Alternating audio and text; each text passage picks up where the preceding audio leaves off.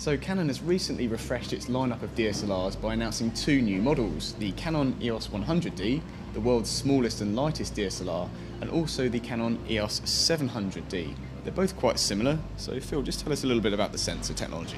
Okay, sure, yeah, they both feature an 18 megapixel CMOS sensor with a standard ISO range from 100 to 12,800. This can be expanded to an ISO range or an ISO equivalent of 25,600, and both feature a Digic 5 image processor. But between that, there's some subtle differences.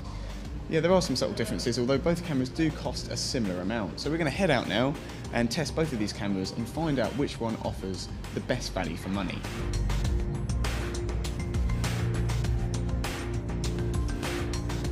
One of the first things that strikes you about the 100D's design is how light it is, and in the hand it weighs 407 grams body only. When you pick up the camera and wrap your hands around the grip, you can just see that one of the fingers just at the bottom there just drops off, and that's because the grip is fairly small. But what we do really like is that rubberized textured feel on the grip, and you can just see if I just turn the camera around that stretches round to the rear as well, where your thumb rests. How does it feel in the hand, the 700D, Phil? Okay, well, 700D uses the same kind of design as the 650D that it replaces, and as you can see, the grip is much larger, giving a much firmer hold, and my little finger doesn't drop off the bottom. It's got a slightly more traditional textured grip, which shares with the 5D Mark III, and round the back that's repeated there for the thumb rest. It's a bit heavier, but on a day shoot you don't really notice it. Being such a small body, you might think that the 100D uses the EFM mirrorless lens mount, but what it actually uses is the EFS lens mount that's compatible with EFS and EF lenses. So as you can see here, we've got the lens mount, and just by attaching the kit lens, you can just see that the kit lens does look rather large on the front. And if we just remove the kit lens and just exchange it with a telephoto zoom such as this 70 to 200 here, just put that on the front, you can just see how small the body looks. And if you just compose up and just have a look through the viewfinder, the camera does feel quite light at the back, and it's slightly front heavy. So it's not that well balanced when it's used with larger lenses. Thanks to the larger proportions of the 700D over the 100D and the bigger hand grip, longer lenses feel a lot better balanced when shooting handheld. This gives you much more flexibility, especially when thinking about extending your selection of lenses, more so than the 100D, which is probably better suited to smaller pancake lenses like the 40mm. Both cameras feature a very similar arrangement in terms of their button layout, and on the top plate we can just see the mode dial, ISO button and single command dial are all positioned in the same place. But if I just turn around the 100D and have a look at the rear, I haven't got the same D-pad controls as on the 700D, and I've only got this quick selection button which I then have to use to go in and select things such as drive mode and AF. So yeah, on the 700D I've got the flexibility of having these hardwired controls. So I've got quick access to white balance, AF, picture styles and drive mode. So while both have got very good access to controls, the 700D's got the edge here. Both cameras feature a 3-inch 1040k dot touchscreen, so it's really nice just to be able to touch the display just to head through the menu when you need to. But the design on the 100D is slightly different to that on the 700D. That's right, so whereas yours sits flush to the body, I can tilt mine and pull it out from the screen.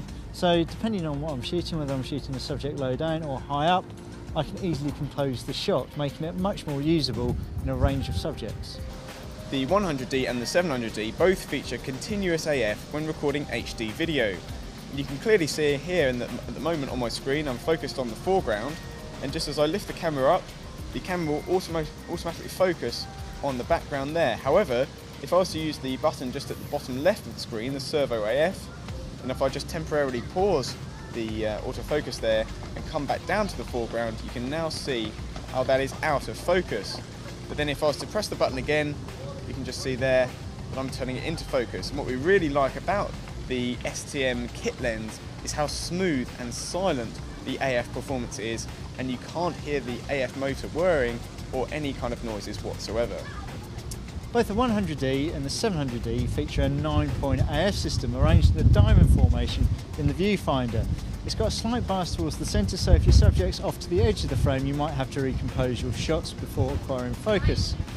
The difference between the two is that the 700D features a 9 cross-type sensor type, whereas the 100D... Yeah, the 100D's got one cross-type sensor in the centre, so it's not quite as responsive as that on the 700D. And given the choice, we'd probably prefer to go with the 9 cross-type sensors as featured on the 700D, simply because it is going to be more responsive. So while both cameras share the Digic 5 image processor and 18 megapixel resolution, it's the 700D that's got the quicker burst shooting. The 100D can shoot at 4 frames a second and the 700D can shoot at 5 frames a second, making it a bit better for action photography. So as far as image quality goes, there's no real surprises that the 100D and 700D perform pretty much identically. And the colours from the 100D and 700D are just as you'd expect. They're very neutral, with no real signs of any colour cast. I did however notice that the auto white balance has a tendency to lean towards cooler and more neutral tones. So if you'd like your shots to be slightly warmer than they appear at the capture stage, you may just want to apply a low opacity warming filter in Photoshop. Or of course alternatively, you could just experiment with some of the inbuilt creative filters that both cameras offer. Looking at detail, and while the 700D and 100D feature an 18 megapixel sensor, which probably doesn't have quite the same maximum resolution as say Nikon's D5200 or the Sony A65, it still puts in a very good performance. Colour noise does start to become a bit of an issue at ISO 1600 and above, though don't be put off by this as it's very easily taken care of provided you shoot in RAW. The ISO sensitivity that I'd probably want to push to is ISO 6400. Above that, at the highest ISO sensitivity settings, 12,800 and also 25,600, is that noise becomes much more recognisable. So we would probably advise just to stay clear of the 2 highest sensitivity settings if you can. Not only that, but both cameras feature the new 18-55mm STM lens. So what did you notice with that? Optically, you can expect the lens to produce chromatic aberrations along the edges, where there's high contrast between the highlights and the shadows. And I also noticed the vignetting just kind of creeps in when the aperture is fully opened. However, this does start to disperse at the corner of the images when the aperture is closed down beyond f5.6. And of course, the other advantage of it being an STM lens is that it operates silently and provides a really smooth autofocus operation when you're recording HD video. So one other point just to note with these cameras is that the 100D has a slightly smaller battery than that on the 700D, meaning you won't get as many shots per charge. Now both cameras are great and they're both very good performers, but the 100D is targeting a slightly different audience than the 700D. I'd say 100D users are maybe looking for a camera that's smaller, a smaller DSLR that's both lightweight and very easy to transport, and you barely know you've got it carried over the shoulder. And of course the 700D has its benefits as well. Yeah, that's right. I think for the trade-off on the slightly bulkier design, you get a better performance, so you get the better AF, the better drive mode, you've got the flip-out screen and a number of other little advantages. So that's why I think the 700D is the better all-round solution. It's a much more versatile option than the 100D. Totally agree, and when you take the price into consideration as well, both cameras cost $649 with the 18-55mm kit lens. And when you consider that, you are getting more value for money if you were to choose the 700D over the 100D. And you can just read the full reviews of both cameras by visiting www.whatdigitalcamera.com.